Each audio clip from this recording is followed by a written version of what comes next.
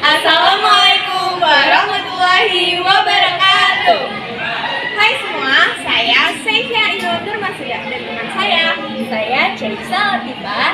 Kami dari kelas 11-7. Di sini kami akan memaparkan materi sejarah mengenai peran tokoh proklamator dan peran tokoh sekitar proklamasi. Jangan lupa menyaksikan ya. Materi yang pertama adalah proklamator. Menurut Kamus Besar Bahasa Indonesia, proklamator adalah orang yang bertugas memproklamasikan. Dalam kajian sejarah Indonesia, proklamator adalah orang yang memproklamasikan kemerdekaan Indonesia. Tokoh yang disebut proklamator adalah Insinyur Soekarno dan Muhammad Hatta. Peran Insinyur Soekarno dalam proklamasi kemerdekaan Indonesia adalah membacakan teks proklamasi sebagai pernyataan kemerdekaan Indonesia pada 17 Agustus 1945.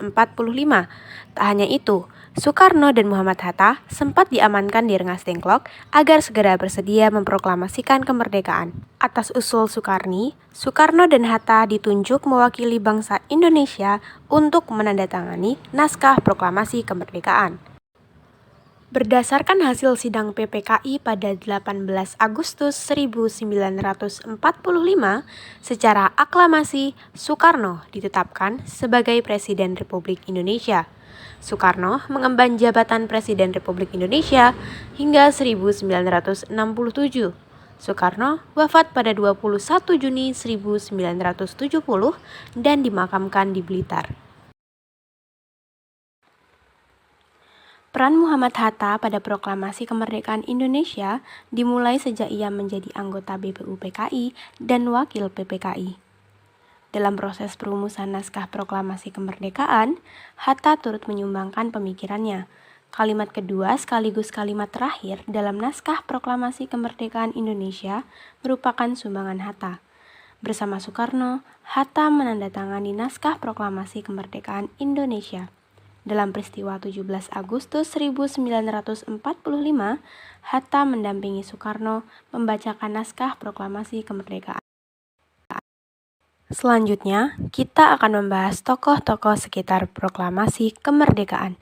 Tokoh yang pertama bernama Ahmad Subarjo.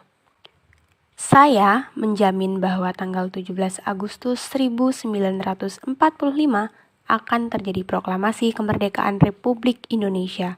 Kalau saudara-saudara ragu, nyawa sayalah yang menjadi taruhannya. Pernyataan tersebut dikemukakan Ahmad Subarjo dalam peristiwa Rengas Dengklok.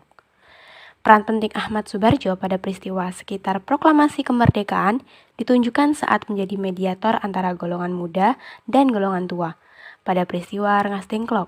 Selanjutnya, Ahmad Subarjo turut menyumbangkan pemikirannya dalam naskah proklamasi kemerdekaan Indonesia. Kalimat "Kami bangsa Indonesia dengan ini menyatakan kemerdekaannya" dalam naskah proklamasi kemerdekaan merupakan buah pemikiran Ahmad Subarjo.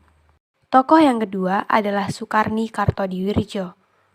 Tokoh golongan muda yang lahir di Blitar pada 14 Juli 1916 ini merupakan penengah dalam perdebatan mengenai tokoh yang berhak menandatangani naskah proklamasi. Ia mengusulkan Soekarno dan Hatta sebagai wakil bangsa Indonesia untuk menandatangani naskah proklamasi kemerdekaan. Tokoh yang ketiga bernama Sayuti Melik. Sayuti Melik adalah golongan muda yang lahir pada 25 November 1908 di Yogyakarta. Sayuti Melik berperan sebagai pengetik naskah proklamasi kemerdekaan pada 17 Agustus 1945. Tokoh keempat bernama Burhanuddin Muhammad Dyah atau kerap disapa dengan BM Dyah. BM Dyah merupakan salah satu anggota golongan muda yang mendesak Soekarno-Hatta agar segera memproklamasikan kemerdekaan setelah berita kekalahan Jepang. Pada peristiwa penyusunan naskah proklamasi, BM Dyah menjadi salah satu golongan muda yang hadir di kediaman Laksamana Maida. Perannya terus berlanjut pada proses penyebaran berita proklamasi kemerdekaan Indonesia. Tokoh yang kelima adalah Latif Hendraningrat. Ia bertugas menjemput beberapa tokoh penting untuk hadir di kediaman Soekarno. Salah satu tokoh penting yang ia jemput adalah Muhammad Hatta. Latif Hendraningrat bersama S. Suhud dan S.K. Trimurti mengibarkan bendera merah putih pada upacara proklamasi 1945, 17 Agustus di kediaman Soekarno. Tokoh yang keenam adalah S. Suhud. S. Suhud berperan menjadi pengibar bendera merah putih pada upacara proklamasi 17 Agustus 1945 bersama dengan Latif Hendraningrat dan juga S.K. Trimurti. Tokoh yang ketujuh bernama Suwiryo. Dalam upacara proklamasi kemerdekaan Indonesia, ada satu tokoh yang ikut memberikan pidato sambutannya. Tokoh tersebut bernama Suwiryo, Wakil Wali Kota Jakarta. Suwiryo lahir di Wonogiri pada 17 Februari 1903. Suwiryo berperan sebagai ketua penyelenggara upacara proklamasi kemerdekaan Indonesia. Tokoh ke-8 bernama Muwardi. Muwardi merupakan tokoh barisan pelopor yang turut berperan dalam upacara proklamasi kemerdekaan Indonesia. Tokoh yang lahir di Pati, Jawa Tengah pada 1907 merupakan seorang dokter lulusan School of Leading for Indian Arts and Stovia. Pada 16 Agustus 1945, ia memberitakan barisan pelopor untuk menjaga lapangan Ikada atau sekarang lebih dikenal dengan lapangan Monas yang rencananya akan digunakan sebagai tempat pembacaan teks proklamasi. Selanjutnya adalah Sultan Syahrir. Ia lahir 5 Maret 1909 di Padang Panjang. Pada masa penjajahan Jepang, ia memimpin gerakan bawah tanah untuk menggerakkan banyak pemuda Indonesia untuk memerdekakan Indonesia. Melalui gerakan bawah tanah itu pula, ia dapat mendengar berita kekalahan Jepang oleh sekutu lewat radio bawah tanah. Sultan Syahrir menggerakkan golongan muda untuk segera mempercepat kemerdekaannya. Pada 17 Agustus 1945, ia tidak terlihat di kediaman Soekarno dan menolak hadir karena ia tidak suka keterlibatan beberapa perwira Jepang dalam mempersiapkan proklamasi kemerdekaan. Selanjutnya, pemerintah negara Indonesia resmi dibentuk. Sultan Syahrir dipilih Soekarno sebagai Ketua Badan Pekerja KNIP. Frans Sumarto Mendur atau sering disapa Frans Mendur. Lahir di Kawangkoan 16 April 1913. Ia merupakan tokoh wartawan yang ikut membantu pelaksanaan proklamasi kemerdekaan Indonesia. Bersama kakaknya, Alex Mendur berhasil mengabadikan 3 momen penting dalam rangkaian peristiwa proklamasi Indonesia, yaitu foto Soekarno membacakan teks proklamasi, foto pengibaran bendera merah putih, foto suasana upacara, dan para pemuda yang menyaksikan pengibaran bendera. Beberapa saat setelah momentum tersebut, ia ditangkap oleh tentara Jepang dan dipaksa menyerahkan film dari momentum proklamasi tersebut. Tetapi, Frans Mendur telah mengubur film dari ketiga momentum tersebut ke dalam tanah, sehingga Jepang tidak menemukan bukti saat menggeledahnya. Setelah lolos dari tentara Jepang, ia mencetak film tersebut dan mempublikasikannya. Selanjutnya, tokoh yang berperan dalam proses proklamasi kemerdekaan Indonesia adalah Syahrudin. Ia merupakan seorang wartawan Dome yang berperan dalam penyebaran berita proklamasi kemerdekaan Indonesia. Ketika ia menerima salinan naskah proklamasi, ia dengan berani memasuki halaman gedung siaran berita Hoso Kanri Kyoku, sekarang berubah nama menjadi gedung RRI yang dahulu milik Jepang dan dijaga oleh Jepang.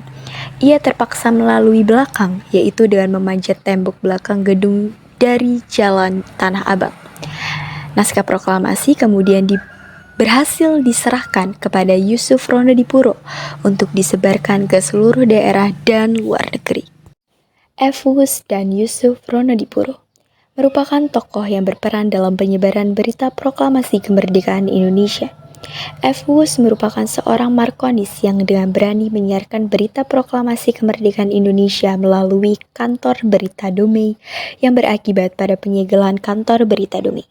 17 Agustus 1945, pukul 10 WIB, Yusuf Ronodipuro belum mengetahui Indonesia telah merdeka. Sampai menjelang petang, ia baru menerima salinan naskah proklamasi dari seorang rekan wartawan dari kantor berita Dome. Yusuf Ronodipuro bersama rekannya Bakhtiar Lubis menyiarkan berita kemerdekaan Indonesia tersebut melalui kantor berita Hosokan Rikyoku yang dilakukan secara sembunyi-sembunyi karena saat itu kantor berita Hosokan Rikyoku dijaga ketat oleh tentara Jepang. Berkat jasanya, berita kemerdekaan Indonesia terdengar sampai luar negeri.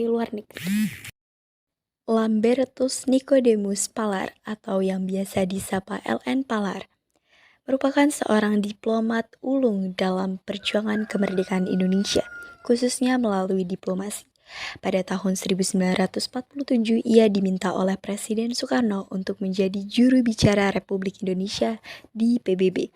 Pada akhir tahun 1947, dibantu oleh Sudarpo, Sujatmoko, dan Sumitro, Palar membuka kantor perwakilan Republik Indonesia di New York. Sebelum pengakuan kedaulatan Republik Indonesia tahun 1949, status Palar saat itu adalah sebagai peninjau. Pada tahun 1950, setelah Indonesia mendapat kedaulatan penuh dan Indonesia menjadi anggota PBB ke-60, Palar resmi sebagai perwakilan Republik Indonesia dengan status keanggotaan penuh. Tokoh yang berperan dalam proses proklamasi kemerdekaan Indonesia adalah Sumitro Tjojo Hadikusumo, pria kelahiran Kebumen 29 Mei 1917, lulusan Hongare Burger School. Peran dalam proses proklamasi kemerdekaan Indonesia yaitu bersama-sama dengan LN Palar, memperjuangkan RI melalui jalur diplomasi. Demikian materi yang dapat kami sampaikan. Semoga materi yang kami sampaikan dapat bermanfaat untuk teman-teman semua. Sekian kami akhiri. Wassalamualaikum warahmatullahi wabarakatuh.